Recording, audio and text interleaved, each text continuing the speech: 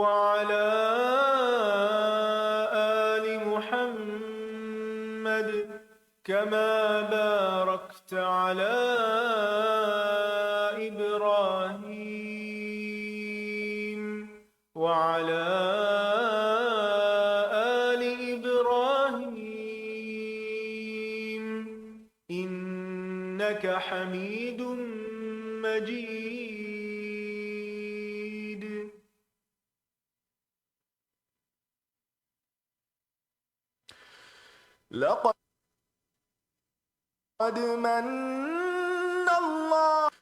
لقد من الله على المؤمنين إذ بعث فيهم رسولا من أنفسهم يتلو عليهم آياته ويزكيهم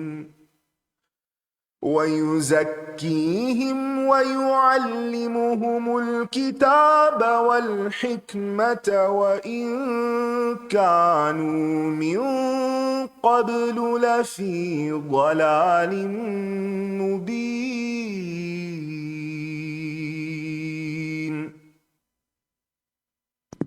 السلام علیکم ورحمۃ اللہ وبرکاتہ.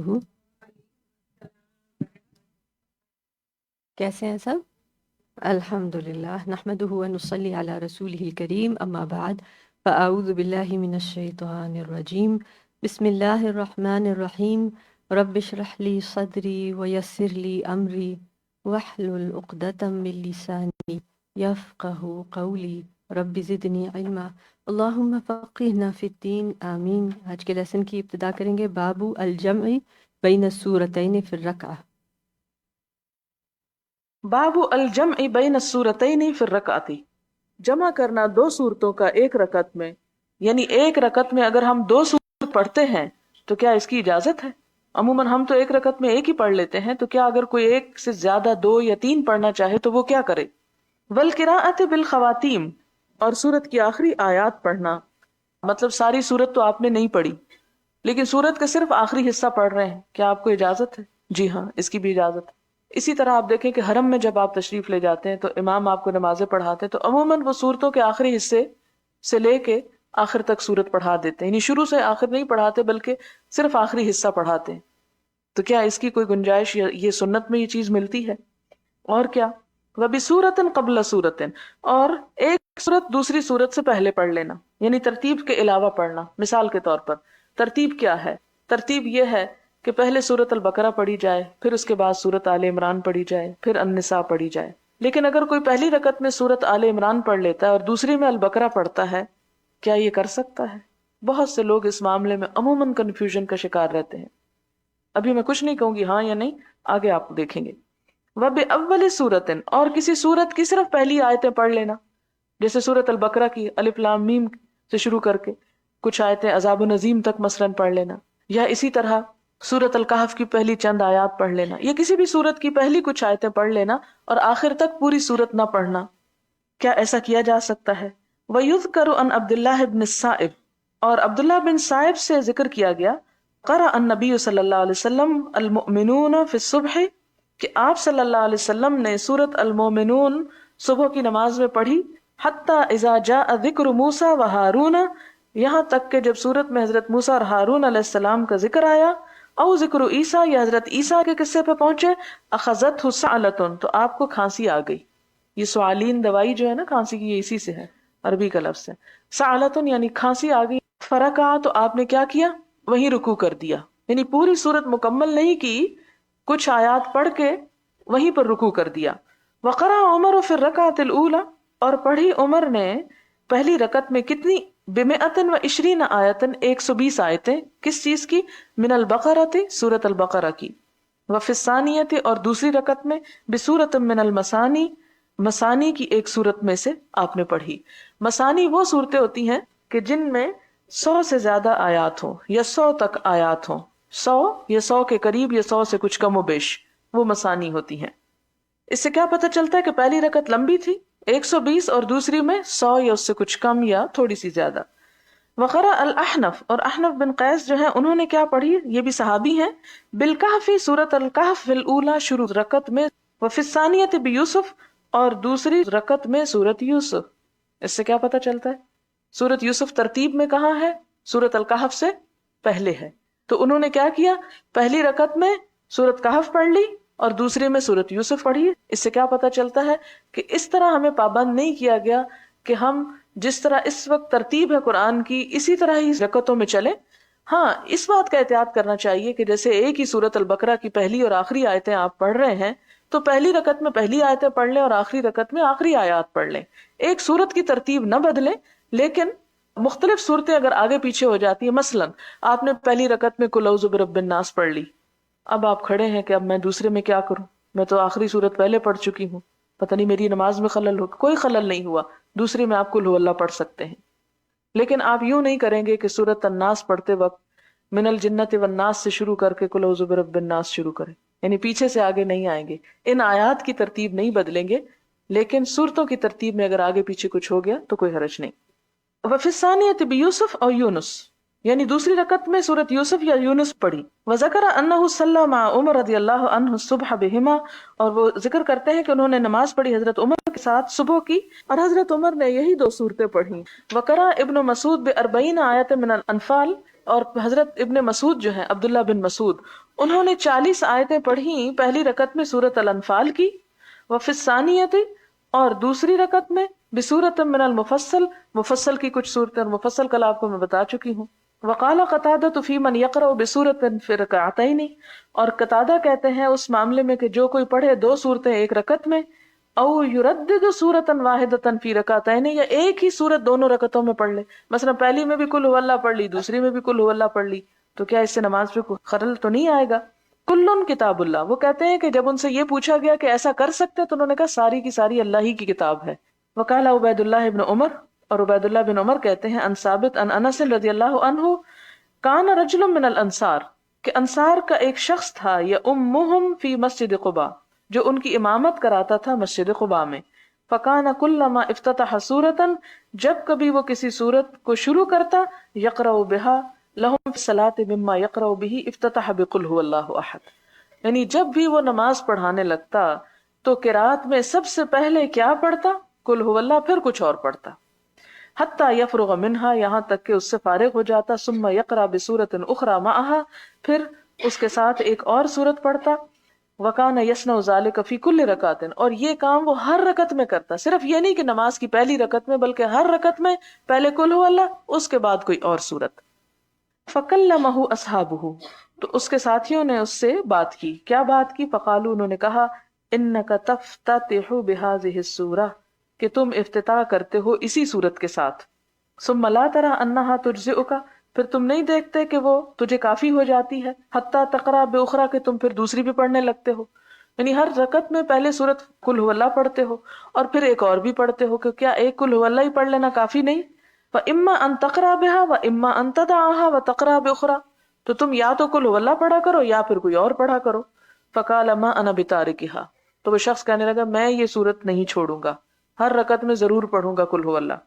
ان احببتم، اگر تم پسند کرو، ان امکم، کہ میں تمہاری امامت کروں، بذالک، ساتھ اس کے، یعنی اس طریقے پر، فعلت، تو میں کرتا ہوں، وان کرہتم، اور اگر تم ناپسند کرتے ہو، ترکتکم، تو میں تمہیں چھوڑ سکتا ہوں، قل هو اللہ نہیں چھوڑ سکتا۔ وکانوا یرون انہ من افضلہم، اور وہ سمجھتے تھے کہ وہ شخص ان میں سب سے افضل ہے، یعنی وہی زیادہ بہتر ہے امام۔ وکرہوا ان یؤمہم غیرہ، اور یہ بھی ناپسند کرتے تھے کہ اس کے سوا کوئی اور امامت کرائے۔ فلما اتاہم النبی صلی اللہ علیہ وسلم، پھر جب تشریف لائے ان کے پاس کون؟ نبی صلی اللہ علیہ وسلم، تو کیا ہوا؟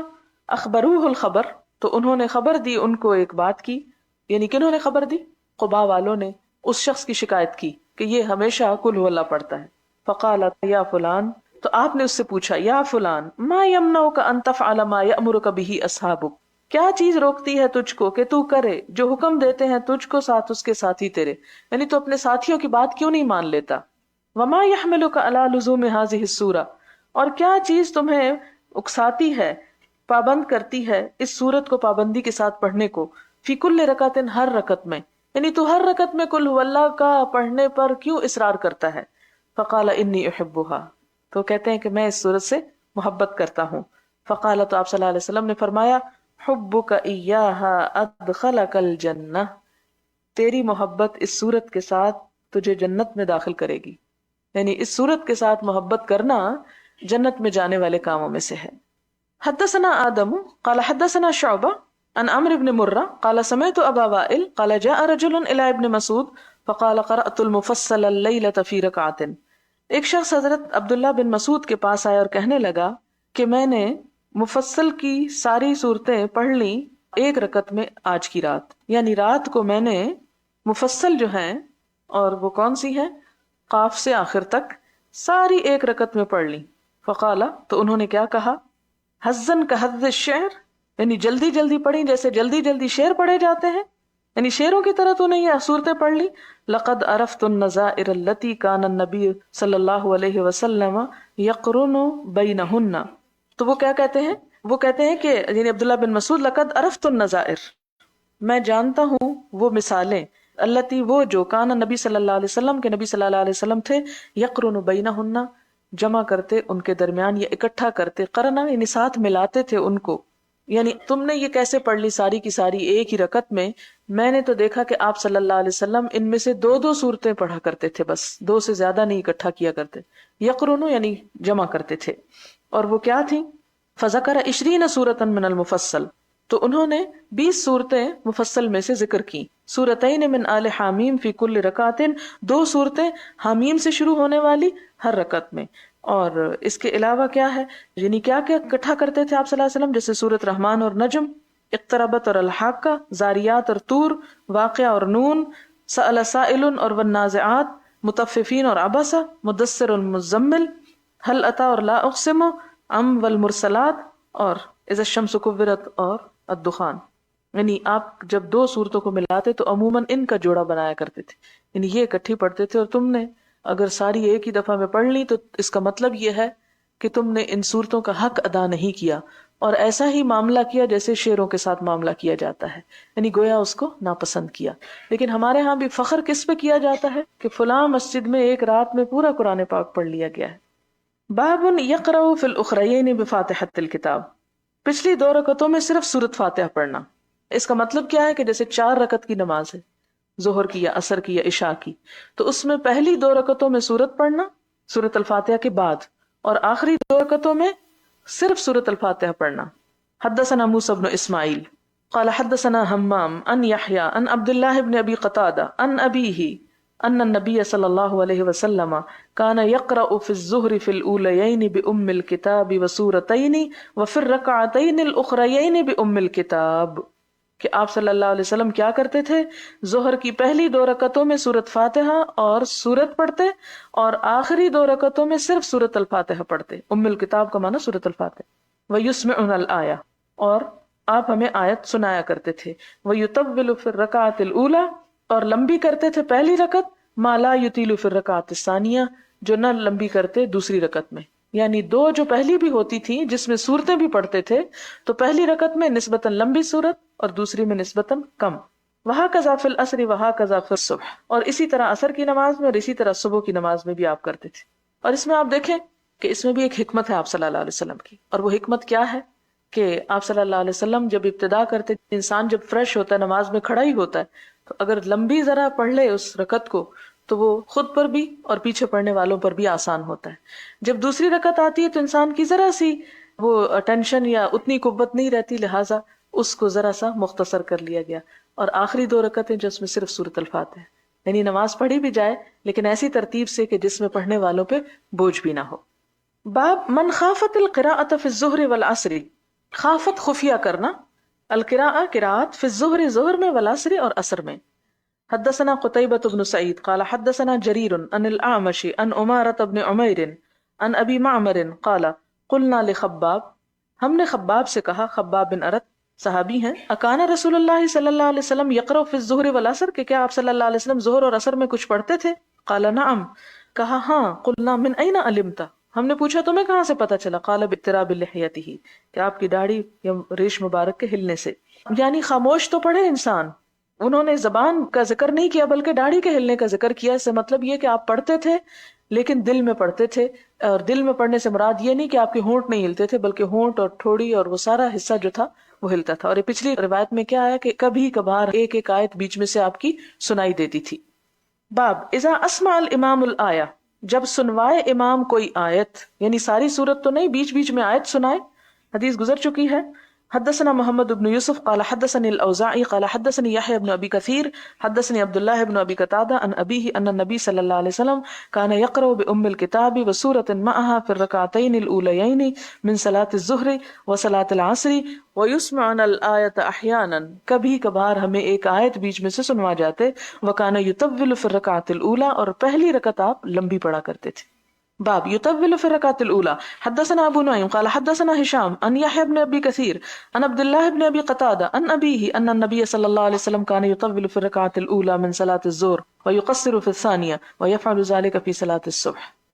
باب جهر الإمام بالتأمين، اونچا پڑھنا امام کا آمین کو. وقال عطا، اور عطا کہتے ہیں آمین دعاء، آمین ایک دعا ہے. امنا ابن الزبیر، ابن زبیر نے آمین پڑھی، ومن وراءہ، اور جو ان کے پیچھے تھے، حتی ان للمسجد للجۃ، اتنی زور سے پڑھی کہ جیسے مسجد میں ایک گونج تھی. وکان ابو ہریرہ ینادی الامام، اور ابو ہریرہ جو تھے وہ امام کو پکار کے کہا کرتے تھے لا تفتنی بآمین، نہ فوت کرنا میری آمین. یہ کیوں کہتے تھے؟ اصل میں مروان جب مدینے کا گورنر تھا، حاکم تھا، اس وقت ابو ہریرہ جو تھے نماز کے وقت مروان کی مدد کرتے تھے صفیں درست کرانے میں. یعنی جو حاکم ہوتا تھا وہی امام ہوتا تھا، وہی نماز پڑھاتا تھا، تو وہ نماز پڑھاتا اور ابو ہریرہ جو تھے وہ صفیں درست کراتے. اور اتنے میں مروان جو تھا وہ نماز شروع کر لیتا تھا. آہستہ سے خرابی یہ ہوئی کہ جب یہ حکمران امامت کراتے تھے تو تیز تیز اور جلدی اور مختصر صورتیں پڑھ کے بس ختم کرنے والی بات کرتے تھے. تو اسی لیے وہ کہتے ہیں نا کہ یہ مروانی سنت ہے کہ نماز میں بالکل چھوٹی چھوٹی صورتیں پڑھنا. لیکن ہم نے حضور صلی اللہ علیہ وسلم کی سنت تو بالکل فراموش کر دی، آسان سنتیں اپنا لی یا دوسروں کی سنتیں اختیار کر لی. بہرحال یہ تو اپنی اپنے چوائس کی بات ہے. اب یہاں پر یہ کہ ابو ہریرہ مروان کو کیا کہتے کہ میری آمین نہ چھٹنے پائے، کہ ایسا نہ ہو کہ میں صفیں درست کراتا رہوں اور ابھی میں شروع ہی نہ کروں اور تم آمین کہہ کے آگے بھی چل پڑو، یعنی میرا انتظار کرنا. اور یہ کیوں اتنا اصرار تھا ان کا آمین پہ، اس کے آگے بھی احادیث سے اس کی فضیلت پتہ چلے گی. وقال نافع، اور نافع کہتے ہیں کان ابن عمر لا یدعہ، اور ابن عمر جو تھے عبداللہ بن عمر وہ آمین کو چھوڑتے نہیں تھے. ویحدہم، اور اکساتے تھے ان کو، یعنی لوگوں کو اکساتے تھے کہ آمین کہنے میں بخل نہ کرو. وسمعت منہ فی ذلک خبرا، اور اس معاملے میں نے ان سے ایک حدیث بھی سنی تھی. اس میں یہ ہے کہ امام شافعی، امام احمد اور جمہور علماء کا یہی قول ہے کہ آمین اونچی آواز سے پڑھی جائے. امام ابو حنیفہ جو ہیں وہ اس کو آہستہ آواز سے پڑھنے کو کہتے ہیں، اور امام مالک کہتے ہیں کہ آمین پڑھی ہی نہ جائے. اب آپ کہیں گے اتنے بڑے امام ہیں امام مالک اور وہ کیوں کہتا ہے وہاں آمین نہ پڑھی جائے؟ اس کی وجہ یہ ہے کہ کوئی کتنا بھی بڑا عالم ہو یا امام ہو، ضروری نہیں کہ سارا علم اس کے پاس جمع ہو چکا ہو، اس سے بہت سی چیزیں اوور سائٹ بھی ہو سکتی ہیں. لہٰذا اگر کسی بھی امام کا علم اتنا ہو جائے جو حضور صلی اللہ علیہ وسلم کا تھا تو پھر فرق ہی باقی نہ رہے. اس لیے اللہ تعالیٰ نے ہر ایک میں کچھ نہ کچھ کمی ایسی رکھی کہ جس کی وجہ سے وہ اس درجے کو نہیں پہنچ سکتے. حدثنا عبداللہ بن یوسف قال اخبرنا مالک عن ابن شہاب عن سعید بن المسیب و ابی سلمۃ ابن عبد الرحمن انہما اخبراہ عن ابی ہریرہ ان النبی صلی اللہ علیہ وسلم قال اذا امن الامام فامنوا. اب یہ حضرت ابو ہریرہ سے روایت ہے کس چیز کی؟ آپ صلی اللہ علیہ وسلم نے فرمایا، کیا فرمایا؟ اذا امن الامام، جب امام آمین کہے، فامنوا، تو تم بھی آمین کہو. یعنی امام جو ولضالین کہہ کے آمین کہہ رہا تو ساتھ ہی تم کہہ دو. فا جو ہے یہ تراخی کے لیے نہیں ہے کہ وہ آمین کہہ دے تو پھر تم آمین کہو، یہ نہیں مطلب اس کا، بلکہ امام اور تمہاری آمین یکساں ہی ہو، ایک ہی دفعہ ہو. فإنه من وافق تأمینه تأمین الملائکہ، کیونکہ جس کی موافقت ہو گئی اس کی آمین کی ملائکہ کی آمین کے ساتھ، کیونکہ جب دعا کرتے ہیں تو فرشتے بھی آمین کہہ رہے ہوتے ہیں. تو جب کسی انسان کی آمین فرشتوں کی آمین سے مل گئی، یعنی ایک ہی وقت میں نکلی دونوں کی آمین، تو نتیجہ کیا ہوگا؟ غفر له ما تقدم من ذنبه، اس انسان کے گناہ معاف کر دیے جائیں گے. قال ابن شہاب وکان رسول اللہ صلی اللہ علیہ وسلم یقول آمین. ابن شہاب کہتے ہیں کہ حضور صلی اللہ علیہ وسلم بھی آمین کہا کرتے تھے. ابن شہاب یہ کون ہے؟ امام زہری ہیں. یعنی امام بھی بلند آواز سے کہے، مراد یہ ہے اس میں. باب فضل التامین، آمین کہنے کی فضیلت. حدثنا عبداللہ ابن یوسف قال اخبرنا مالک عن ابی الزناد عن الاعرج عن ابی ہریرہ رضی اللہ عنہ ان رسول اللہ صلی اللہ علیہ وسلم قال اذا قال احدکم آمین، کہ جب تم میں سے کوئی شخص آمین کہے، وقالت الملائکۃ فی السماء آمین، اور فرشتے آسمان پر آمین کہہ رہے ہوں، فوافقت احداہما الاخری، ایک آمین دوسرے سے مل جائے، غفر لہ ما تقدم من ذنبہ، تو اس کے پچھلے گناہ معاف کر دیے جاتے ہیں. کیونکہ فرشتوں کی دعا قبول ہوتی ہے نا، اس لیے اگر کسی انسان کی دعا اس کے مطابق ہو جائے تو وہ بھی ساتھ قبولیت کے لیے اٹھ جاتی ہے. مراد یہ ہے. باب جہر المأموم بالتأمین، جہر یعنی اونچی آواز سے کہنا المأموم مقتدی کا بالتأمین آمین کو. حدثنا عبداللہ بن مسلمہ عن مالک عن سمی مولا ابی بکر عن ابی صالح عن ابی ہریرہ ان رسول اللہ صلی اللہ علیہ وسلم قال اذا قال الامام غیر المغضوب علیہم ولا الضالین فقولوا آمین. حضور صلی اللہ علیہ وسلم نے کیا فرمایا کہ جب امام کہے غیر المغضوب علیہم ولا الضالین تو تم کیا کہو؟ فقولوا آمین. فإنہ من وافق قولہ قول الملائکہ، کیونکہ جس کی بات فرشتوں کی بات سے موافقت کر گئی، غفر لہ ما تقدم من ذنبہ، اس کے پچھلے گناہ معاف ہو گئے. تابعہ محمد بن عمرو عن ابی سلمہ عن ابی ہریرہ، اس حدیث کو محمد بن عمرو نے ابو سلمہ سے بھی روایت کیا، عن ابو ہریرہ سے، ان نبی صلی اللہ علیہ وسلم و نعیم المجمر عن ابی ہریرہ، اور ایک اور روایت میں یہ ابو ہریرہ سے نعیم المجمر نے بھی روایت کی. نہیں مراد کہنے کا یہ امام بخاری کا کہ اس حدیث کو اور طریقوں سے بھی روایت کیا گیا ہے. باب اذا رکع دون الصف، جب کوئی شخص صف میں پہنچنے سے پہلے ہی رکوع کر لے. حدثنا موسیٰ بن اسماعیل قال حدثنا حمام عن الاعلم وهو زیاد عن الحسن عن ابی بکرۃ انه انتهى الى النبی صلی اللہ علیہ وسلم وهو راکع، کہ وہ نبی صلی اللہ علیہ وسلم کے پاس اس وقت پہنچے کہ جب آپ رکوع کر رہے تھے. فرکعت، انہوں نے بھی رکوع کر لیا، قبل ان یصل الى الصف، اس سے پہلے کہ وہ صف میں پہنچتے. اس کا مطلب کیا ہے کہ جماعت ہو رہی ہے، لائنیں بنی ہوئی ہیں، ایک شخص دروازے سے داخل ہوتا ہے اور دیکھتا ہے کہ آپ صلی اللہ علیہ وسلم نے رکوع کر لیا، وہ صف میں پہنچنے سے پہلے ہی رکوع میں چلا جاتا ہے. فذکر ذلک للنبی صلی اللہ علیہ وسلم، آپ صلی اللہ علیہ وسلم سے اس نے یہ بات بتائی کہ میں نے آج ایسے کیا. فقال، تو آپ نے فرمایا زادک اللہ حرصا ولا تعد، جب آپ کسی کو منع بھی کرتے تھے تو اتنے خوبصورت الفاظ استعمال کرتے، اللہ تمہاری حرص میں اور اضافہ کرے، لیکن ایسا نہ کرنا. یعنی صف میں پہنچنے سے پہلے پیچھے ہی کھڑے ہو کے تم رکوع نہ کرنا، صف میں پہنچ کر رکوع کرنا. اور اس کو اپریشیٹ کیا، یعنی غلطی تھی لیکن انکریج بھی کیا. کس طرح انکریج کیا کہ دیکھو تم نے اس شوق میں کہ حضور رکوع میں چلے گئے میں بھی جلدی سے چلا جاؤں، تمہارا یہ شوق اپنی جگہ قابل قدر، لیکن ڈسپلن اپنی جگہ پر ہے، تم وہاں پہنچ کر ہی رکوع کرنا آئندہ. اور اس میں ایک یہ بھی ہے کہ جب کوئی رکوع میں پہنچ جائے، رکوع میں مل جائے، تو یہ کہتے ہیں کہ وہ اس کی وہ رکعت پوری ہو جاتی ہے. تو انسان اس لالچ میں کہ میری رکعت نہ چھٹ جائے یہی رکوع کر لوں، تو نہیں، جب تک آپ صف میں نہ پہنچے رکوع نہ ہو. باب اتمام التکبیر فی الرکوع، پورا کرنا تکبیر کا رکوع میں، یعنی رکوع کے وقت بھی تکبیر کہنا. قال ابن عباس عن نبی صلی اللہ علیہ وسلم وفیہ مالک بن الحویرث، ابن عباس نے یہ بات حضور صلی اللہ علیہ وسلم سے روایت کی اور اس میں مالک بن حویرث نے بھی اپنی روایت بیان کی ہے. حدثنا اسحاق الواسطی قال اخبرنا خالد عن الجریری عن ابی العلاء عن مطرف عن عمران بن حسین قال صلی مع علی رضی اللہ عنہ بالبصرہ، کہ انہوں نے حضرت علی کے ساتھ بصرہ میں نماز پڑھی. فقال، انہوں نے کہا ذکرنا ھذا الرجل صلاۃ كنا نصلیھا مع رسول اللہ صلی اللہ علیہ وسلم، تو انہوں نے کہا کہ انہوں نے ہمیں وہ نماز یاد کرا دی جو ہم حضور صلی اللہ علیہ وسلم کے پاس پڑھا کرتے. ظاہر ہے کہ حضرت علی حضور کے پاس سے آئے تھے تو قریب ترین تھے ان سے سنت کے اتباع میں. فذکر انہ کان یکبر کلما رفع وکلما وضع، تو حضرت علی جب سر اٹھاتے اور جب سر جھکاتے اس وقت تکبیر کہتے تھے.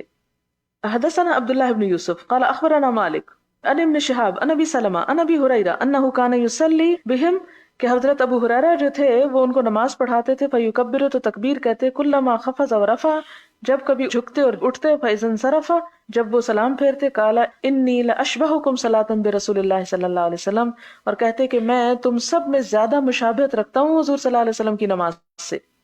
باب اتمام التکبیر فی السجود، اتمام یعنی پورا کرنا تکبیر کا فی السجود، سجدے میں، یعنی سجدے میں جا کر تکبیر پورا کرنا. مثلا اگر کوئی شخص بیٹھ کر اللہ اکبر کہہ رہا ہے تو یعنی اس کا سر زمین پہ لگ جاتا ہے اور اکبر کی آواز اس وقت اس سے نکل رہی ہے اس کے منہ سے، تو ایسا کرنے کی بھی اجازت ہے.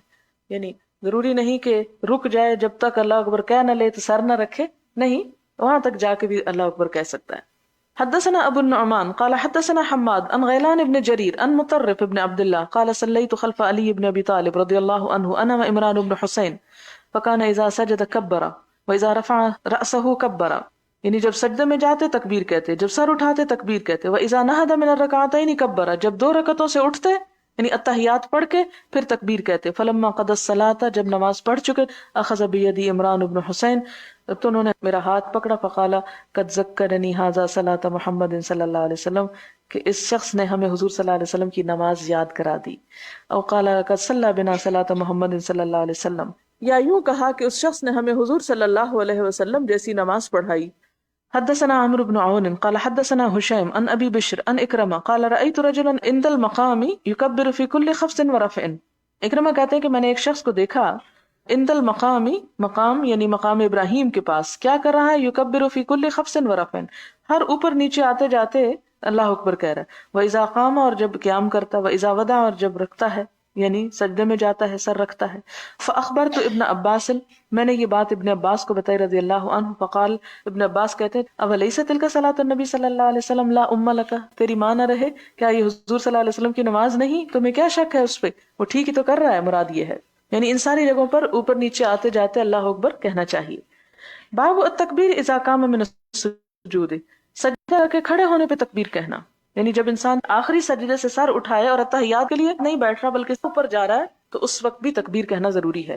اصل میں یہ باتیں چھوٹی چھوٹی ہیں لیکن ہم جو کہہ رہے ہیں اس کے لیے دلیل ہے، اور وہ دلیلیں یہاں پر بیان کی جا رہی ہیں. مثلا آپ نے کبھی نہیں سوچا ہوگا کہ ہم سجدے سے جب اوپر اٹھتے ہیں تو ہم تکبیر کیوں کہتے ہیں، کیا اس کی دلیل ہے؟ ہم نے تو ایسے ہی سیکھ لیا یا دیکھا اور ویسے ہی کرتے رہے، لیکن چونکہ یہ ایک علمی بات ہو رہی ہے اس لیے وہ حدیثیں یہاں لائی جا رہی ہیں کہ کہاں سے ثابت ہوتا ہے کہ اس وقت بھی اللہ اکبر کہنی چاہیے. حدثنا موسى بن اسماعیل قال حدثنا حمام عن قتادہ عن اکرمہ قال صلیت خلف شیخ بمکہ. اکرمہ کہتے ہیں کہ میں نے نماز پڑھی ایک بوڑھے شخص کے پیچھے مکہ میں. فکبر 22 تکبیرۃ، تو اس نے 22 تکبیریں پڑھی. فقلت لابن عباس انہ احمق، میں نے ابن عباس سے کہا یہ تو احمق معلوم ہوتا ہے. فقال ثقلتک امک، ابن عباس کہتے ہیں تیری ماں تجھ کو ہے. سنت ابو القاسم صلی اللہ علیہ وسلم، یہ تو حضور صلی اللہ علیہ وسلم کی سنت ہے. وقال موسى حدثنا ابان قال حدثنا قتادہ حدثنا يحيى بن بكير قال حدثنا الليث عن عقيل عن ابن شهاب قال اخبرني ابو بكر بن عبد الرحمن بن الحارث انه سمع ابا هريره يقول كان رسول الله صلى الله عليه وسلم اذا قام الى الصلاه، کہ آپ صلی اللہ علیہ وسلم جب نماز کے لیے کھڑے ہوتے، یکبر، تکبیر کہتے، حين يقوم، جب کھڑے ہوتے یعنی شروع کرتے وقت. ثم یکبر حين يركع، پھر تکبیر کہتے جب آپ رکوع پہ جاتے. ثم يقول سمع الله لمن حمده حين يرفع صلبه من الركوع، جب رکوع سے اٹھتے تو اس وقت تکبیر نہیں بلکہ کیا کہتے؟ سمع الله لمن حمده. ثم يقول وهو قائم، اور جب آپ کھڑے ہوتے تو پھر کیا کہتے؟ ربنا ولک الحمد، ربنا لک الحمد کہتے. قال عبداللہ بن صالح عن اللیث، عبداللہ بن صالح لیث سے روایت کرتے ہیں ولک الحمد، یعنی یہاں ایک روایت میں لک الحمد ہے اور دوسری میں ولک الحمد. ثم یکبر، پھر آپ تکبیر کہتے حین یحوی، یعنی جس وقت آپ جھکتے. ثم یکبر حین یرفع رأسہ، پھر آپ تکبیر کہتے جب سجدے سے سر اٹھاتے. ثم یکبر حین یسجد، پھر تکبیر کہتے جب سجدے میں جاتے. ثم یکبر حین یرفع رأسہ، اور پھر تکبیر کہتے جب آپ سر اٹھاتے. ثم یفعل ذلک فی الصلاۃ کلھا، اور پھر آپ ساری نماز میں ایسے ہی کرتے، یعنی باقی رکعتیں بھی ایسے ہی ادا کرتے. حتی یقضیھا، یہاں تک کہ ان کو پورا پڑھ لیتے.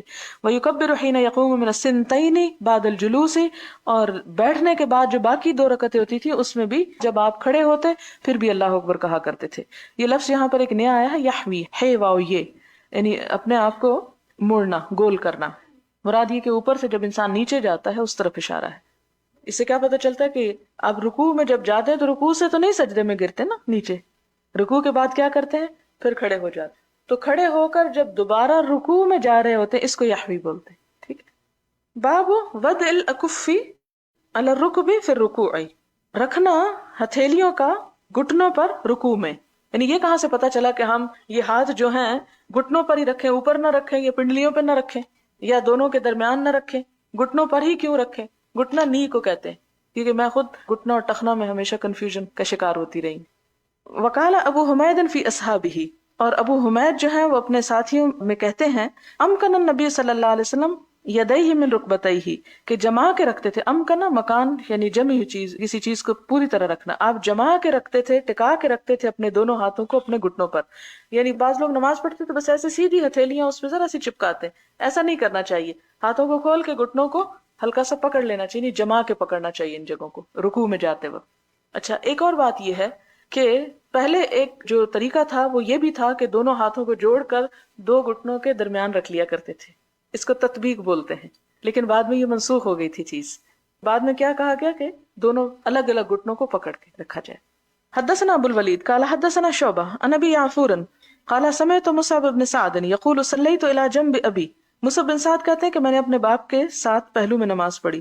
فطبقت بین کفیہ، تو میں نے ملا لی دونوں ہتھیلیاں. طبقہ کا مطلب ہوتا ہے ایک کے اوپر ایک رکھنا. دونوں کو جوڑ لیا. ثم وضعتهما بین فخذیہ، پھر میں نے ان کو اپنے دونوں رانوں کے درمیان رکھ لیا. فنہانی، تو مجھ کو روکا. ابھی میرے باپ نے، وقالا، اور کہا، کننا نفعلہ، پہلے ہم ایسا ہی کیا کرتے تھے شروع میں، رکوع کرتے وقت ہمیں نہیں پتا تھا کہ ہمیں کیسے رکھنا ہے. فنہینا عنہ، پھر ہمیں اس سے منع کر دیا گیا. وامرنا ان ندع ایدینا علی الرکب، اور ہمیں حکم دیا گیا کہ ہم اپنے ہاتھوں کو گھٹنوں پر رکھیں. اس سے یہ نہیں ضروری کہ پہلے وحی کے ذریعے آپ کو بتایا گیا کہ ایسا رکھا جائے. جیسے اگر آپ میں سے کسی کو نہ پتا ہو کہ نماز کیا ہوتی ہے اور اسے رکوع کا بتایا جائے نماز میں رکوع ہوتا ہے، اور اس کو یہ نہ بتایا جائے کہ رکوع میں ہاتھ کہاں رکھنے ہیں، تو ہو سکتا ہے وہ یہیں پر رکھ لے. تو اسی طرح ابتداء میں مسلمان یہاں پر رکھتے تھے، پھر آپ صلی اللہ علیہ وسلم نے ان کو طریقہ سکھایا کہ یہاں نہیں، یہاں رکھنا ہے. تو پہلا حکم منسوخ ہو چکا ہے. اب کوئی بھی پہلے حکم کو نہیں مانے گا بلکہ دوسرے کو ہی اختیار کرے گا. اس سے آپ بتائیں مجھے کہ اگر یہ ساری باتیں قرآن میں لکھی جاتی اور حضور صلی اللہ علیہ وسلم ساتھ نہ آتے پریکٹیکل کر کے بتانے کے لیے، تو آتی ہمیں سمجھ؟ کبھی سمجھ نہ آتی، اور اس سے بھی زیادہ اختلافات سامنے آتے. اب اختلاف نہیں ہے، وہ صرف مختلف طریقے ہیں کرنے کے، لیکن لوگ عموماً ایک بڑی ہی شدید بات کہتے ہیں، اور وہ یہ کہ جی احادیث مت پڑھو، اس سے تو اختلاف پیدا ہوتا ہے. امت میں اختلاف ہی حدیث سے پیدا ہوا. حالانکہ میں سمجھتی ہوں کہ حضور صلی اللہ علیہ وسلم نے آ کے اس اختلاف کو ختم کیا ہے. اگر ہمیں صرف نماز کا تھیوریٹیکلی طریقہ قرآن میں بتا دیا جاتا تو ہم میں سے ہر شخص کیا کرتا وہ اللہ ہی جانتا ہے. پھر اتنے طریقے نہ ہوتے جتنے اب ہیں، بلکہ اس سے بھی کئی زیادہ ہوتے، اور ہر شخص اپنے ہی آپ کو درست کہہ رہا ہوتا. تو اختلاف کا حل کیا بتایا گیا؟ ان تنازعتم فی شیء فردوہ الی اللہ ورسولہ. اگر کہیں اختلاف ہو جائے، تنازع ہو جائے، تو آپس میں سچا اور تم جھوٹے مت کہو، بلکہ اللہ اور اس کے رسول صلی اللہ علیہ وسلم کی طرف لے جاؤ. جو بات وہاں سے ملتی ہے اس کو اختیار کر لو، جس کا ثبوت نہیں ملتا اس کو چھوڑ دو. سیدھی سی بات ہے، سیدھا سا حل ہے. لیکن یہ حل اسی وقت انسان اختیار کر سکتا ہے جب واقعی اللہ کے رسول صلی اللہ علیہ وسلم کی محبت دل میں گھر کر جائے. جب تک وہ نہیں بیٹھتی کوئی بھی کام آسان نہیں ہے. اسی لیے تو ہمیں کہا گیا نا کہ تم میں سے کوئی شخص اس وقت تک مسلمان ہو ہی نہیں سکتا جب تک کہ اللہ کے رسول صلی اللہ علیہ وسلم سے ہر چیز سے زیادہ پیارے نہ ہو جائے. اور یہ محبت کا امتحان یہیں پر تو آ کے ہوتا ہے کہ پھر آپ کی بات بھی اچھی لگتی ہے یا نہیں لگتی. جی الحمدللہ، کافی ساری چیزیں آپ کے علم میں تھیں پہلے، لیکن اب آپ اس کی ایگزیکٹ ریفرنسز ڈیٹیل سے دیکھ رہے ہیں، ہے نا. بطور حکم تو ہم یہ چیزیں پڑھ چکے ہیں فقہ الصلاح میں، لیکن اب آپ اس کا ریفرنس دیکھ رہے ہیں کہ کہاں ہاتھ رکھنے ہیں، کیسے سر اٹھانا ہے، آمین کب کہنی ہے، اور آمین کے متعلق کتنی اچھی نوید ہے ہمارے لیے. غفر لہ ما تقدم من ذنبہ، سارے گناہ معاف. ہم کبھی اتنا کانشیسلی آمین کہتے ہیں؟ ہمارا ذہن جو ہے بعض اوقات سائن آؤٹ کر چکا ہوتا ہے، اچھا اب کون سی پڑھنی ہے، ہم یہ سوچ ہوتے ہیں کون سی صورت پڑھوں. تو آمین بھی دل سے کہنی ہے. اللہ کرے کہ ہمارے گناہ معاف ہو جایا کریں. اچھا ایسا کریں گے کہ انشاءاللہ اگر کوئی آپ کے پاس ریفلیکشن یا ڈسکشن پوائنٹ ہے تو اس کو ہم لیٹر سلاٹ میں لے جائیں گے. ابھی آج اس وقت ہم لیسن مکمل کریں گے. باب اذا لم یتم الرکوع، اگر کوئی اچھی طرح رکوع نہ کرے، یعنی جب نہ تمام کرے رکوع کو، تو اس کا کیا ہے؟ حدثنا حفص ابن عمر قال حدثنا شعبہ عن سلیمان قال سمعت زید بن وهب قال رأى حذیفة رجلا لا يتم الرکوع والسجود.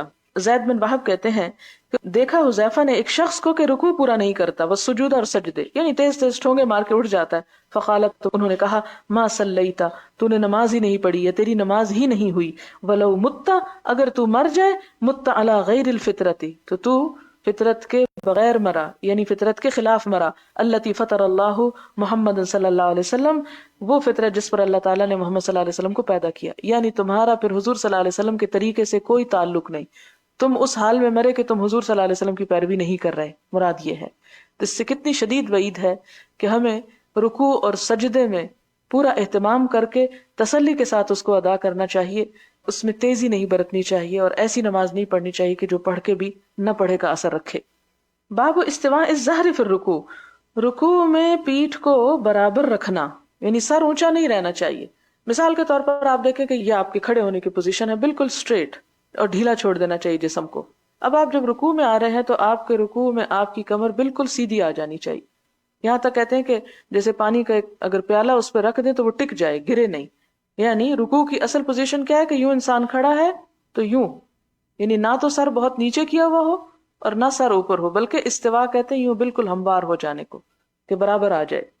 وقال ابو حمید فی اصحابہ، اور ابو حمید جو ہیں وہ اپنے ساتھیوں میں کہتے ہیں، رکع نبی صلی اللہ علیہ وسلم، کہ آپ صلی اللہ علیہ وسلم نے رکوع کیا، ثم حسرا، پھر آپ نے کیا کیا؟ پیٹھ کو جھکا دیا. باب وحد اتمام الرکوع والاعتدال فیہ والاطمئنانینتی، حد رکوع کے تمام کرنے کی اور اعتدال اس میں اور اطمینان کا بیان، یعنی رکوع پورا کرنا، اس میں اعتدال کرنا اور اس میں اطمینان کا اظہار کرنا یا اطمینان کا ثبوت دینا، یعنی اطمینان کے ساتھ رکوع کرنا، یہ نہ ہو کہ ابھی انسان نیچے جا ہی رہا اور ابھی ٹکا نہیں تو اٹھ گیا، یا یہ کہ ابھی پورا کھڑا ہی نہیں ہوا تو سجدے میں چلا گیا، یہ نہیں۔ اتمام کا کیا مطلب ہے کہ پوری طرح یعنی رکوع میں پوری طرح جا کے پھر واپس پوری طرح پلٹ کے سیدھا کھڑا ہو جائے، پھر اس کے بعد نیچے سجدے میں جائے۔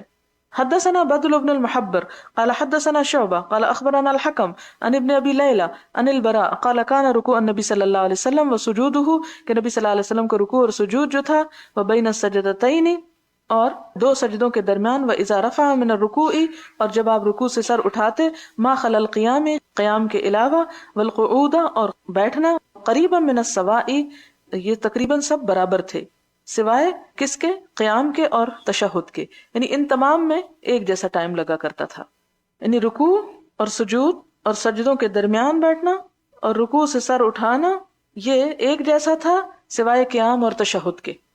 باب امر النبی صلی اللہ علیہ وسلم الذی لا یتم رکوعہ بالاعادۃ، حکم دینا نبی صلی اللہ علیہ وسلم کا اس شخص کو جو نہ پورا کرے اپنے رکوع کو، کس چیز کا حکم؟ بالاعادۃ، دوبارہ لوٹانے کا، یعنی اس شخص کو نماز دہرانے کی بات کی گئی جس نے اپنے رکوع سجدے پورے نہیں ادا کیے تھے، کیونکہ یہ ارکان ہے نا نماز کے۔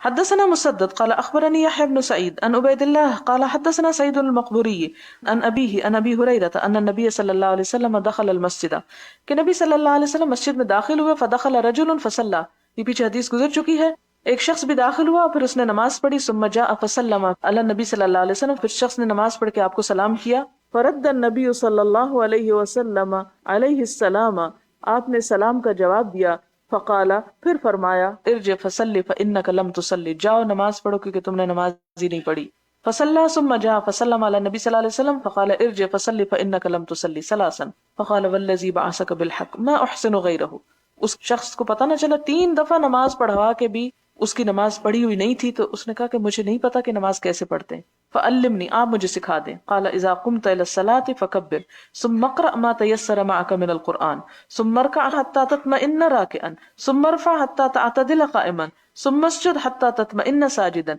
ثم ارفع حتى تطمئن جالسا ثم اسجد حتى تطمئن ساجدا ثم افعل ذلك في صلاتك كلها، کہ پوری کی پوری نماز میں کس چیز کا اہتمام کرو؟ اطمئنان، تسلی کے ساتھ نماز، بھاگا دوڑی کی نہیں۔ باب الدعاء فی الرکوع، رکوع میں دعا پڑھنا۔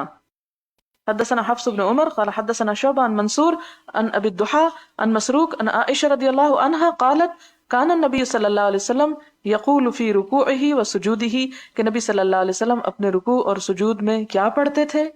سبحانک اللہم ربنا وبحمدک اللہم اغفر لی، مختصر سی دعا ہے، سبحانک اللہم ربنا وبحمدک اللہم اغفر لی، اور جب تک یہ ساری نہیں آتی تو اللہم اغفر لی بھی کافی ہے، کیونکہ رکوع اور سجدے میں انسان اللہ تعالیٰ کے قریب ترین ہوتا ہے، اور خاص طور پر سجدے میں، اس لیے اس میں اللہ سے مانگا ہوا قبول ہوتا ہے، تو اللہم اغفر لی آپ نے خود سکھائی یہ دعا، اس لیے اس دعا کو پڑھنا جو ہے اس میں حرج نہیں ہے۔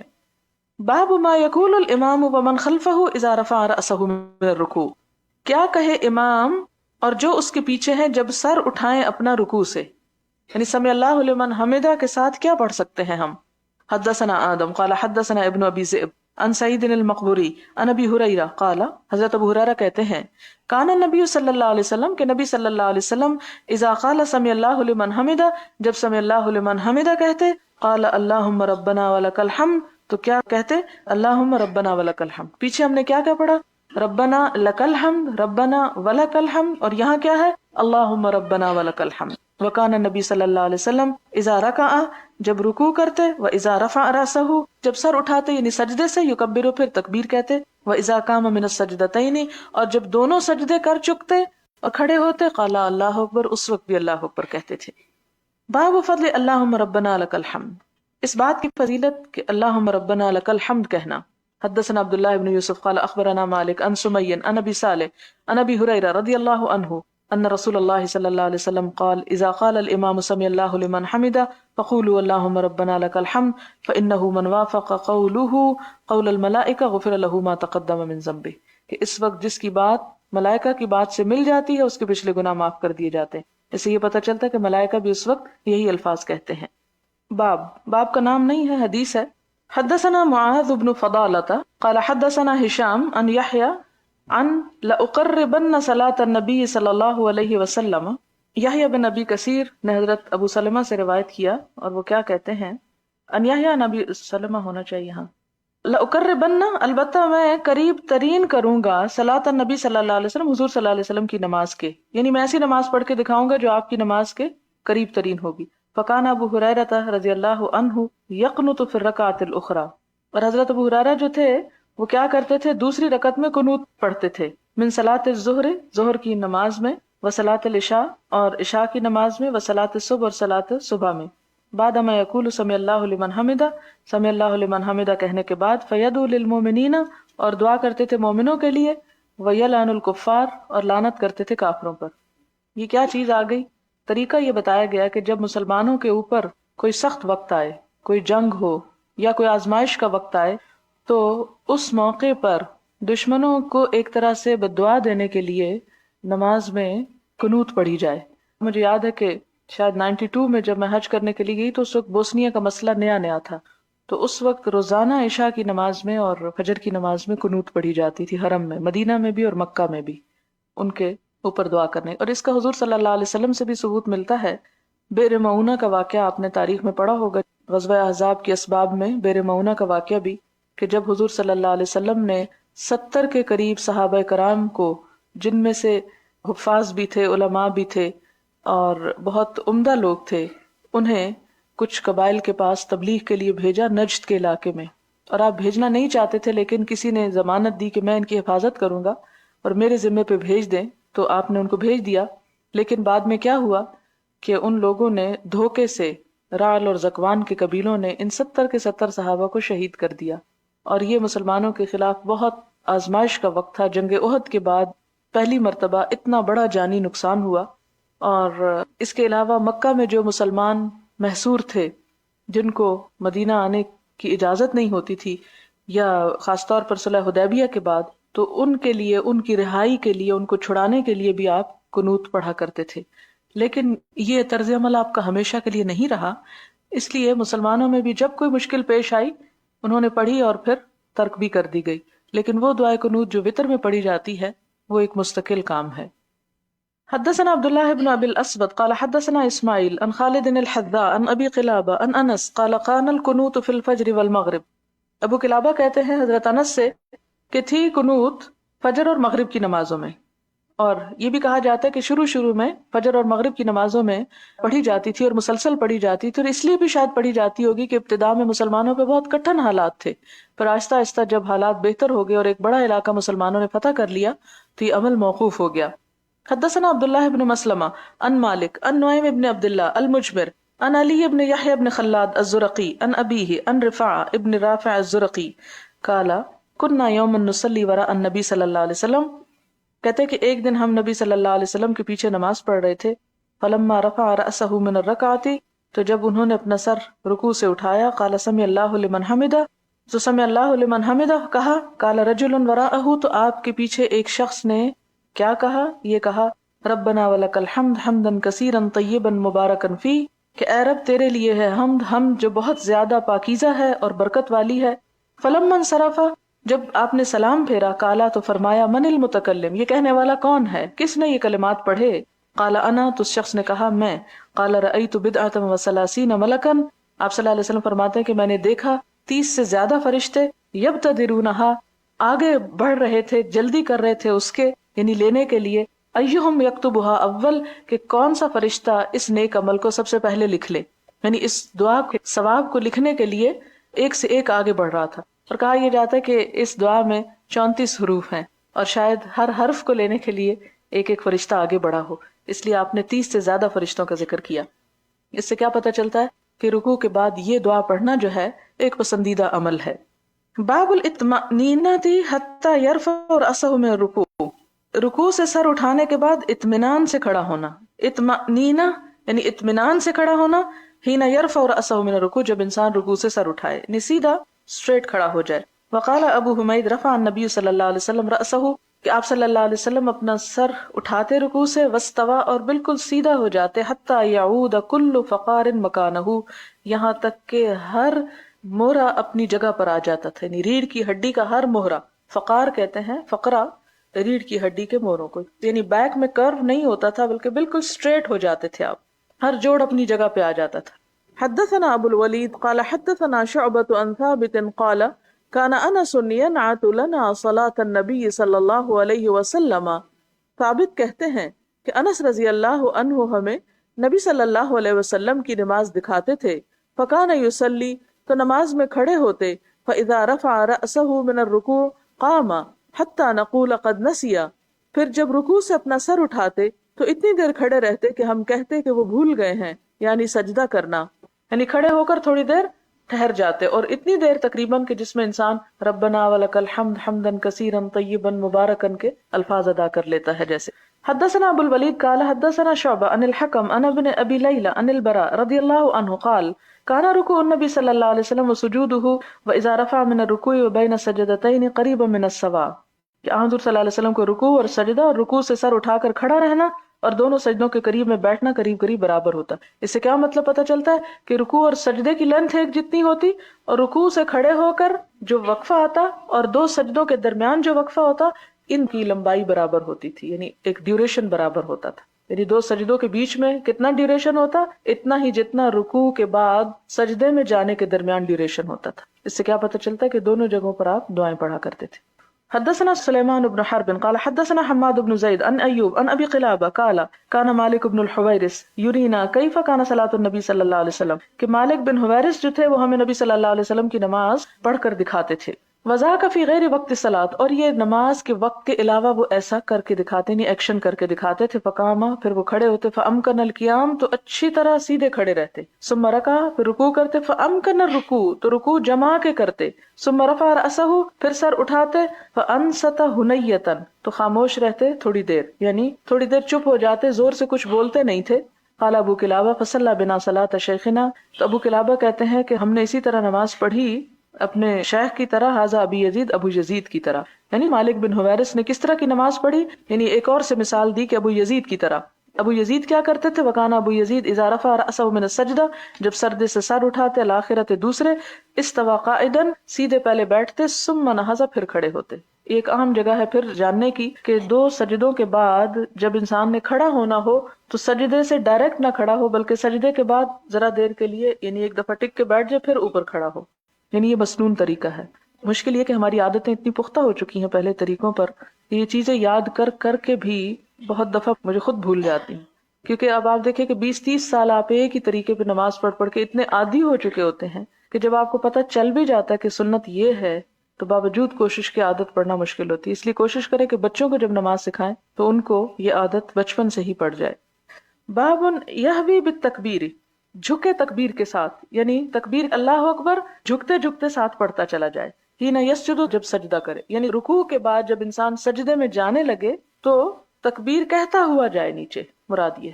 وقال نافع اور نافع کہتے ہیں کان ابن عمر یدعو یدیہ قبل رکبتیہ کہ ابن عمر جو تھے اپنے دونوں ہاتھ نیچے رکھ لیتے تھے اپنے گھٹنے رکھنے سے بھی پہلے، یعنی رکوع سے نیچے جاتے وقت کیسے رکھتے تھے، یعنی پہلے گھٹنے نہیں رکھتے تھے، پہلے سیدھے ہاتھ رکھتے تھے پھر گھٹنے رکھتے تھے۔ لیکن ایک اور روایت میں ہے امام احمد سے کہ نمازی کو اختیار ہے، چاہے تو پہلے گھٹنے رکھ لے اور چاہے پہلے ہاتھ رکھ لے، یعنی اس سے کوئی بہت بڑا فرق نہیں پڑتا۔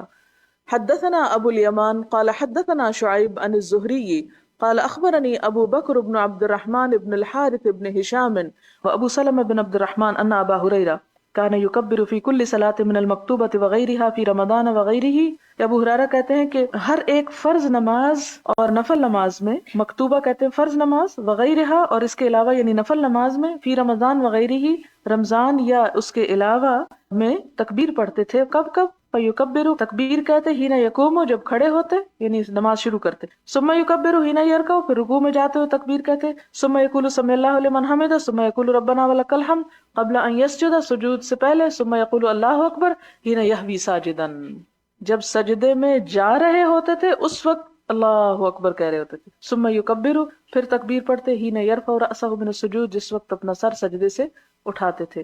ثم یکبر حین یسجد، پھر تکبیر کہتے جب سجدہ کرتے. ثم یکبر حین یرفع رأسہ من السجود، پھر تکبیر کہتے جب سجدے سے اپنا سر اٹھاتے. ثم یکبر حین یقوم من الجلوس فی الاثنتین، 2 رکعتیں پڑھ کے بیٹھنے کے بعد جب اٹھتے پھر تکبیر کہتے. ویفعل ذلک فی کل رکعۃ، اور یہ ہر رکعت میں ہوتا حتی یفرغ من الصلاۃ، یہاں تک کہ نماز سے فارغ ہو جاتے. ثم یقول حین ینصرف، پھر کہتے جب وہ سلام پھیرتے. والذی نفسی بیدہ، اور قسم اس ذات کی جس کے ہاتھ میں میری جان ہے. انی لاقربکم شبہا بصلاۃ رسول اللہ صلی اللہ علیہ وسلم. حضرت ابو ہریرہ کہتے کہ میں تم سب میں زیادہ ہوں حضور صلی اللہ علیہ وسلم کی نماز کے مشابہ. ان کانت ھذہ لصلاۃہ، یہی تھی آپ کی نماز. حتی فارق الدنیا، یہاں تک کہ آپ دنیا سے جدا ہوئے. قالا، دونوں کہتے ہیں. وقال ابو ہریرہ رضی اللہ عنہ وکان رسول اللہ صلی اللہ علیہ وسلم، ابو ہریرہ کہتے ہیں کہ نبی صلی اللہ علیہ وسلم حین یرفع رأسہ یقول، جب اپنا سر اٹھاتے رکوع سے کہتے سمع اللہ لمن حمد ربنا ولک الحمد. یدعو لرجال، تو وہ دعا مانگتے تھے کچھ لوگوں کے لیے. فیسمیہم باسمائہم، تو اس میں ان کے نام بھی لے لیتے تھے. اس سے کیا پتہ چلتا ہے کہ نماز میں بعض اوقات عربی میں جب دعا مانگی جا رہی تو نام لے کر دعا مانگی جا سکتی ہے، اور جس کی مثال آپ نے حرم کی دعاؤں میں سنی ہوگی. حرم میں جب ختم قرآن ہوتا ہے تو ختم قرآن کی تراویح کی جو آخری رکعت ہوتی ہے اس میں یا وتر میں لمبی دعا مانگتے ہیں، اور رکوع سے اٹھ کر اور اس میں بعض نام بھی لیتے ہیں، جیسے مختلف اسلامی ملکوں کے نام یا لوگوں کے نام بھی لیتے ہیں. تو اس کی اجازت یا دلیل یہیں سے ملتی ہے، جس طرح آپ صلی اللہ علیہ وسلم بھی نام لے لیا کرتے تھے. آپ کیا فرماتے؟ اللہم انجل ولید بن الولید و سلمہ بن ہشام و عیاش بن ابی ربیعہ والمستضعفین من المؤمنین، کہ اے اللہ نجات دے کس کو؟ ولید بن ولید کو، اور سلمہ بن ہشام اور عیاش بن ابی ربیعہ اور غریب مسلمانوں کو. اللہم اشدد وطأتک، اے اللہ شدید کر اپنی مار، علی مضر قبیلے پر. وجعلها علیہم، اور کر ان پر سنین قحط کسنی یوسف، جس طرح یوسف علیہ السلام کے لوگوں پہ قحط ہوا تھا. واہل المشرق یومئذ من مضر مخالفون لہ، اور مشرق کی طرف رہنے والے مضر قبیلے کے لوگ ان دنوں میں آپ صلی اللہ علیہ وسلم کے بہت مخالف تھے. یعنی اس سے کیا پتہ چلتا ہے کہ نماز میں نام لے کر بد دعا کرنے یا دعا کرنے سے خلل نہیں آتا. حدثنا علی بن عبد الله قال حدثنا سفیان غیر مرة عن الزهري قال سمعت انس بن مالك يقول سقط رسول الله صلى الله عليه وسلم عن فرس، وربما قال سفیان من فرس فجحش شقه الايمن فدخلنا عليه نعوده فحضرت الصلاة فصلى بنا قاعدا وقعدنا. وقال سفیان مرة صلينا قعودا فلما قضى الصلاة قال انما جعل الامام ليؤتم به فاذا كبر فكبروا واذا ركع فاركعوا وَإِذَا رَفَعَ فَارْفَعُوا وَإِذَا قَالَ سَمِعَ اللَّهُ لِمَنْ حَمِدَهُ فَقُولُوا رَبَّنَا وَلَكَ الْحَمْدُ وَإِذَا سَجَدَ فَاسْجُدُوا. قال سفیان كذا جاء به معمر. قلت نعم. قال لقد حفظ كذا. قال الزهري ولك الحمد.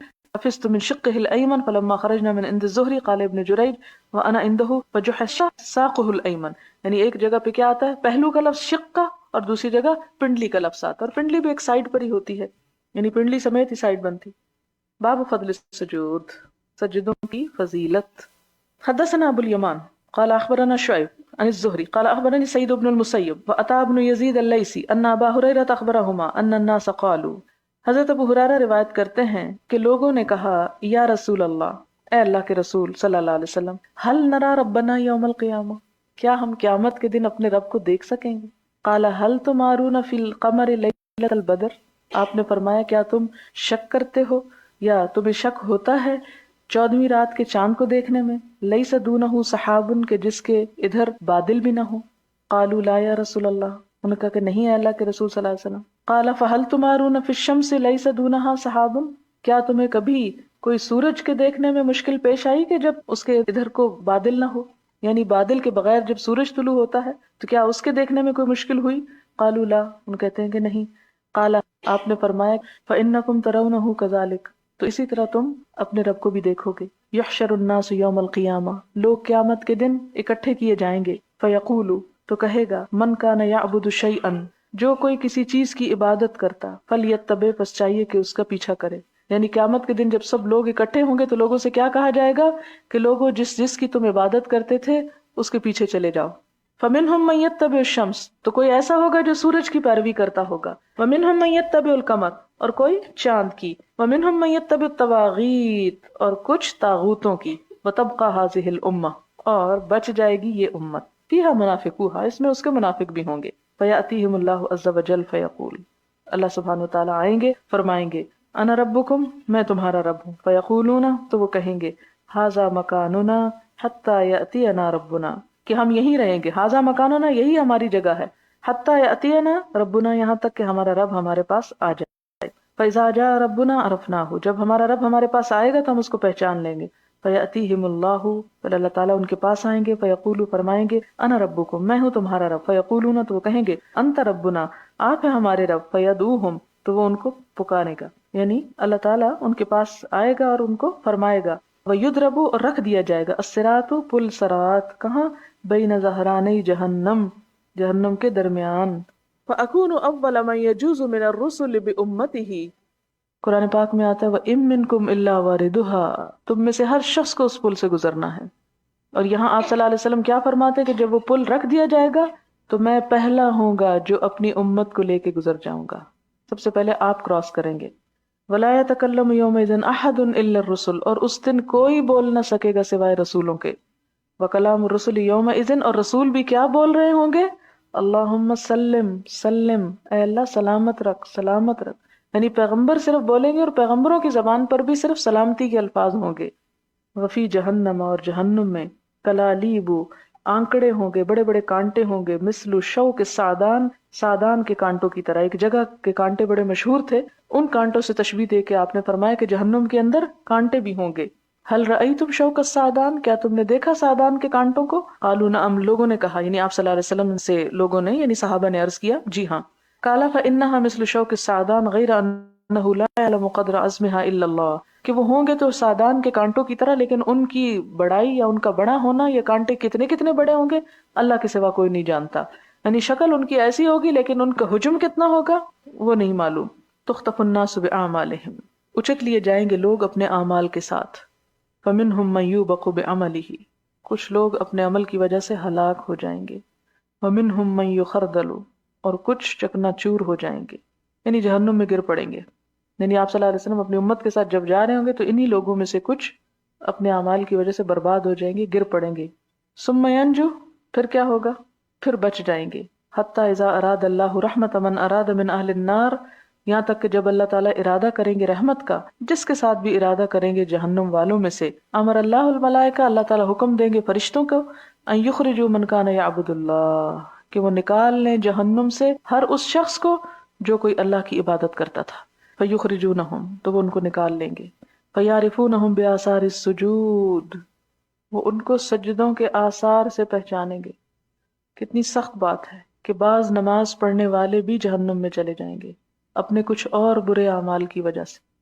تو جن جہنم میں جانے والوں پر اللہ تعالیٰ رحمت کرے گا، جن کو نکالنا چاہے گا تو پھر ان کو نکال لے گا، اور فرشتوں کو بھیجیں گے، فرشتے ان کو نکالیں گے، اور فرشتے کیسے نکالیں گے؟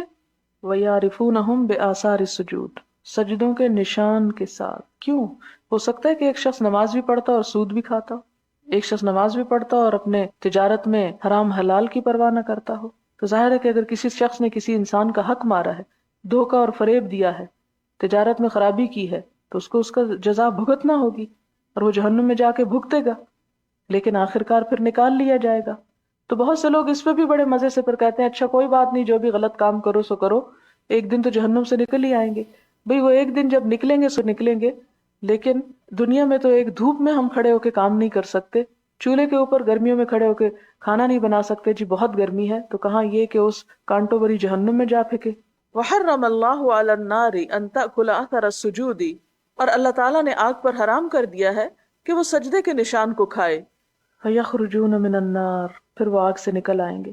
فکل ابن آدم تأکلہ النار، تو سارے کا سارا آدم کا بچہ کھا لے گی اس کو آگ، الا اثر السجود، مگر سجدے کا نشان، وہاں آگ نہیں کھا سکے گی۔ یعنی جس جس جگہ پہ انسان سجدہ کرتا ہے اور وہ گٹے پڑ جاتے ہیں یا نشان پڑ جاتے ہیں، ان نشانوں کو آگ نہیں کھا سکے گی، وہ باقی رہیں گے۔ فیخرجون من النار، ان آگ سے نکلیں گے، قدم تحشو، کہ وہ کوئلہ ہو چکے ہوں گے۔ فیصب علیہم ماء الحیات، ڈالا جائے گا ان پر ماء الحیات، زندگی کا پانی۔ فیمبتون، پھر وہ اگنے لگیں گے، کما تنبت الحبۃ، جیسے اگ جاتا ہے ایک دانہ، فی حمیل السیل، یعنی نالے کے کچرے میں، سیل نالا اور حمیل کچرا۔ ثم یفرغ اللہ من القضاء بین العباد، پھر اللہ تعالیٰ فارغ ہو جائیں گے بندوں کے درمیان فیصلہ کر کے۔ وَيَبْقَى رَجُلٌ بَيْنَ الْجَنَّةِ وَالنَّارِ، اور بچ جائے گا ایک شخص جنت اور دوزخ کے درمیان، یعنی بیچ میں رہ جائے گا، سب کا فیصلہ ہو جائے گا، ایک شخص بچے گا۔ وَهُوَ آخِرُ أَهْلِ النَّارِ دُخُولًا الْجَنَّةِ، وہ آخری ہوگا دوزخ والوں میں سے جو جنت میں جائے گا، یعنی جہنم سے نکال کے ان کو دوبارہ زندہ کر کے جنت میں بھیج دیا جائے گا، ایک ابھی ایسا ہوگا جو بچ گیا ہوگا، جو ابھی آخر میں جائے گا۔ یہ کون ہوگا، کیا ہوگا اس کا معاملہ؟ مُقْبِلٌ بِوَجْهِهِ قِبَلَ النَّارِ، وہ منہ کیے ہوئے ہوگا اپنے چہرے کے ساتھ آگ کی طرف، فیقول، تو کہے گا یا رب، اے رب، اصرف وجہی عن النار، میرے چہرے کو آگ کی طرف سے پھیر دے، فقد قشبنی ریحھا، اس کی بدبو نے مجھے مار ڈالا۔ یعنی جہنم میں جو لوگ جل رہے ہیں، آپ کو پتہ جب گوشت جلتا ہے تو اسمیل بھی ہوتی ہے، یعنی جہنم میں جو کچھ جل رہا ہے اس کی اسمیل نے تو مجھے ہلاک کر دیا، اور یہ جہنم کے اندر نہیں ہوگا، جہنم سے نکل چکا ہوگا، جہنم کے باہر کھڑا ہوگا، جنت اور جہنم کے درمیان ہوگا، لیکن صرف اس کا چہرہ جہنم کی طرف ہوگا، اور اس چہرے کی وجہ سے جو جہنم کی طرف ہوگا، جہنم کی اسمیل جو ہے جلنے کی اور بدبو، وہ اسے ہلاک کیے جا رہی ہوگی۔ وَأَحْرَقَنِي ذَكَاؤُهَا، اور اس کی چمک مجھے جلائے جا رہی ہے۔ جیسے آپ دیکھیں نا اس وقت اگر آپ یہاں اندر بیٹھے اور سورج نہیں بھی دیکھ رہے تو سورج کی دھوپ دیکھ کے بعض اوقات آپ کی نگاہیں تھک جاتی ہیں، تو اسی طرح کہ جہنم کی جو شعلے ہیں ان کی جو چمک ہے وہ مجھے جلائے جا رہی ہے۔ تو اس سے آپ خود سوچیں کہ اگر جہنم کی لپٹ یا جہنم کی چمک ہی اتنی شدید ہے تو خود جہنم کیا ہوگی۔ فَيَقُولُ، تو اللہ تعالیٰ فرمائیں گے، هَلْ أَسَيْتَ، کیا تجھے امید ہے، إِن فُعِلَ ذَلِكَ بِكَ أَن تَسْأَلَ غَيْرَ ذَلِكَ، کہ اگر تیرے ساتھ یہ کر دیا گیا کہ تو اس کے علاوہ کچھ اور نہ مانگے گا، یعنی اگر تیرے اس سوال کا میں جواب دوں، یعنی تیرا منہ جہنم کی طرف سے ہٹا دوں، تو امید ہے کہ تم اور کچھ نہیں پھر تقاضا کرو گے۔ فَيَقُولُ اللَّهُ وَعِزَّتِكَ، تو بندہ کہے گا نہیں، قسم تیری عزت کی، میں تجھ سے اور کچھ نہیں چاہتا سوائے اس کے کہ میرا منہ جہنم سے پھیر دے۔ فَيُعْطِ اللَّهُ مَا يَشَاءُ مِنْ عَهْدٍ وَمِيثَاقٍ، پھر وہ دے گا اللہ کو جو وہ چاہے گا عہد و میثاق میں سے، یعنی بڑے بڑے وعدے دے گا کہ اللہ اور کچھ نہیں مانگتا میں آپ سے، بس صرف اتنا کر دے میرے ساتھ بھلا۔ فَيَصْرِفُ اللَّهُ وَجْهَهُ عَنِ النَّارِ، اللہ اس کا چہرہ آگ سے موڑ دیں گے۔ فَإِذَا أَقْبَلَ بِهِ عَلَى الْجَنَّةِ، اور موڑ کر جنت کی طرف اس کا چہرہ پھیر دیں گے، یعنی جہنم کو بیک ہو جائے گی اور جنت سامنے نظر آ رہی ہوگی۔ رَأَى بَهْجَتَهَا، وہ اس کا حسن اور اس کی رونق دیکھے گا، یہ ہے جنت۔ سَكَتَ مَا شَاءَ اللَّهُ أَن يَسْكُتَ، چپ رہے گا جب تک اللہ چاہے گا کہ چپ رہے، ثم قال، پھر کہے گا یا رب قدمنی عند باب الجنہ، اللہ مجھے جنت کے دروازے تک بس پہنچا دے، یعنی میں اس کا حسن باہر سے دیکھ رہا ہوں، صرف دروازے تک لے جا مجھے۔ فیقول اللہ لہ، اللہ تعالیٰ اس سے کہیں گے الیس قد آتیت العہود والمواثیق، کہ تو نے وعدے اور میثاق نہیں کیے تھے، پکے پکے وعدے کہ میں اور کچھ نہ مانگوں گا، اللہ تسأل غیر الذی کنت سألتا، کہ اس سوال کے بعد اور تیرا کوئی سوال نہ ہوگا جو تو کر چکا۔ فیقول یا ربی، کہے گا اے میرے رب، لا اکون اشقا خلقک، میں تیری مخلوق میں سے سب سے بدبخت نہیں ہونا چاہتا۔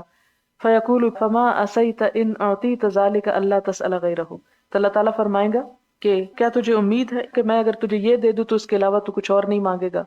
فیقول اللہ وعزتک، بندہ وعدہ کرے گا نہیں اللہ تعالیٰ اور کچھ نہیں مانگوں گا، تیری عزت کی قسم، لا اسأل غیر ذلک۔ فیؤتی ربہ ما شاء من عہد ومیثاق، پھر وہ بندہ اپنے رب سے خوب پکے وعدے کرے گا۔ فیقدمہ الی باب الجنہ، تو اللہ تعالیٰ اس کو جنت کے دروازے تک جا پہنچائیں گے۔ فَإِذَا بَلَغَ بَابَهَا، پھر جب وہ شخص دروازے پہ پہنچے گا، فَرَآ زَهْرَتَهَا، تو اس کی رونق دیکھے گا، وَمَا فِيهَا مِنَ النَّضْرَةِ وَالسُّرُورِ، کہ اس کے اندر کتنی رونق اور خوشی ہے۔ فَيَسْكُتُ مَا شَاءَ اللَّهُ يَسْكُتُ، تو تھوڑی دیر چپ رہے گا جو اللہ چاہے کہ چپ رہے۔ فَيَقُولُ، پھر بول اٹھے گا یا رب ادخلنی الجنہ، یا اللہ مجھے جنت میں داخل کر دے۔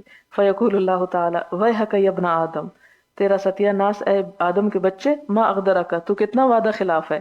الیس قد آتیت العہد والمیثاق، کیا تو نے یہ عہد و میثاق نہیں کیا تھا، اللہ تسأل غیر الذی اعطیت، کہ تو نہیں مانگے گا اس کے سوا جو تجھے مل گیا یا دے دیا گیا۔ فیقول یا رب لا تجعلنی اشقا خلقک، کہے گا اے رب مجھے اپنے مخلوق میں سے سب سے بدبخت نہ بنا۔ فیضحک اللہ عز وجل منہ، تو اللہ سبحانہ وتعالیٰ اس پر ہنس پڑیں گے۔ ثم یأذن لہ فی دخول الجنہ، پھر اسے جنت میں داخل ہونے کی اجازت دے دیں گے۔ فیقول تمنا، پھر فرمائیں گے تمنا کرو، اب کچھ مانگو۔ فیتمنا، پھر وہ تمنا کرے گا۔ حتی اذا انقطعت امنیتہ، یہاں تک کہ اس کی تمنائیں جب ختم ہو جائیں گی، قال اللہ عز وجل زد من کذا و کذا، لے لو اور زیادہ لے لو یہ اور یہ۔ اقبل یذکرہ ربہ، اس کا رب اس کو خود یاد کروائے گا کہ یہ بھی ہے، یہ بھی ہے، یہ بھی مانگ سکتے ہو، یہ بھی لے لو۔ یعنی اب بندے کی تو مانگ بھی اتنی نہیں ہے، یعنی بندہ جو اتنا حریص ہے اس کے حرص سے کہیں بڑھ کے جنت ہوگی۔ یعنی بندے کو تو اتنا بھی نہیں پتا، جس طرح قرآن پاک میں آتا ہے نا کہ نہیں پتا کہ کیا کچھ چھپا کے رکھا گیا ہے بندے کی آنکھوں کی ٹھنڈک کے لیے جنت میں۔ لہذا انسان کی خواہشات لامحدود ہونے کے باوجود محدود ہیں، اور جنت کا حسن اس سے زیادہ لامحدود ہے۔ لہذا بندہ جو سمجھتا ہے مجھے یہ چاہیے یہ چاہیے، وہ سب کچھ مانگ بیٹھے گا، حتیٰ کہ مانگ مانگ کے اس کی تمنائیں بھی ختم ہو چکی ہوں گی۔ پھر اللہ تعالیٰ اسے مزید بتائیں گے اچھا دیکھو یہ بھی کچھ ہے، یہ بھی ہے، یہ بھی ہے، یعنی یہ بھی مانگ سکتے ہو۔ تو وہ کیا کہے گا؟ حتی اذا انتہت بہ الامانی، یہاں تک کہ جب اس کی سب آرزویں ختم ہو جائیں گی، قال اللہ تعالیٰ لک ذالک ومثلہ معہ، تیرے لیے یہ سب کچھ اور اتنا ہی اور بھی، یعنی جو تو نے مانگا اس سے دگنا تجھے دے رہا ہوں۔ قال ابو سعید الخدری، ابو سعید خدری کہتے ہیں ابی ہریرہ، ابو ہریرہ سے رضی اللہ عنہما، ان رسول اللہ صلی اللہ علیہ وسلم قال، کہ حضور صلی اللہ علیہ وسلم نے فرمایا، قال اللہ عز وجل لک ذالک وعشرۃ امثالہ، کہ ابو ہریرہ کی روایت میں کیا آتا ہے؟ تیرے لیے اتنا اور اس سے 10 گنا اور، عشرۃ امثال۔ قال ابو ہریرہ لم احفظ من رسول اللہ صلی اللہ علیہ وسلم الا قولہ، کہتے کہ میں حضور صلی اللہ علیہ وسلم سے بس اسی بات کو یاد رکھے ہوں، لک ذالک ومثلہ معہ، یعنی ابو سعید خدری کیا کرتے ہیں؟ ان کو یاد کراتے ہیں، تو وہ کہتے ہیں کہ میں تو بس یہی یاد رکھے ہوئے ہوں۔ قال ابو سعید انی سمعتہ یقول ذالک لک وعشرۃ امثالہ، تو ابو سعید خدری کہتے ہیں کہ میں نے جو حضور صلی اللہ علیہ وسلم سے بات سنی تھی اس میں آپ نے مثلہ نہیں کہا بلکہ عشرۃ امثال کہا ہے، یعنی 10 گنا زیادہ۔ اس ساری حدیث سے جو امام بخاری بات لائے وہ یہ کہ جہنم میں سب کچھ انسان کا جل جائے گا سوائے سجدے کے نشان کے، ماتھے پہ یا ہاتھوں پہ یا پاؤں پہ پڑ جاتے ہیں بعض اوقات۔ تو یہ نماز کی بہرحال فضیلت ہے کہ کچھ تو اس کو بچا لے گی، لیکن نماز پڑھ کے بے فکر نہ ہو جائیں کہ سارے فرض ادا ہو گئے اور کچھ کرنے کا نہیں رہا۔ بڑا سخت امتحان ہے سامنے۔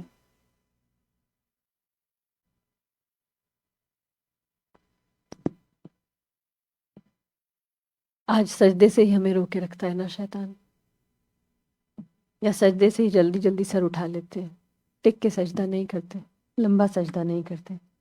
اللہ تعالیٰ ہمارے دل و دماغ کے ساتھ ہمیں سجدہ کرنے کی توفیق دے۔ صرف ایک جسمانی سجدہ ہوتا ہے اور ایک دل اور دماغ کے ساتھ سجدہ ہوتا ہے، تو دل و دماغ کے ساتھ ٹک کے سجدہ کرنا، اور اللہ تعالیٰ کی کیسی رحمت نظر آتی ہے اس حدیث میں کہ کہاں سے وہ بندہ نکلا، جہنم سے،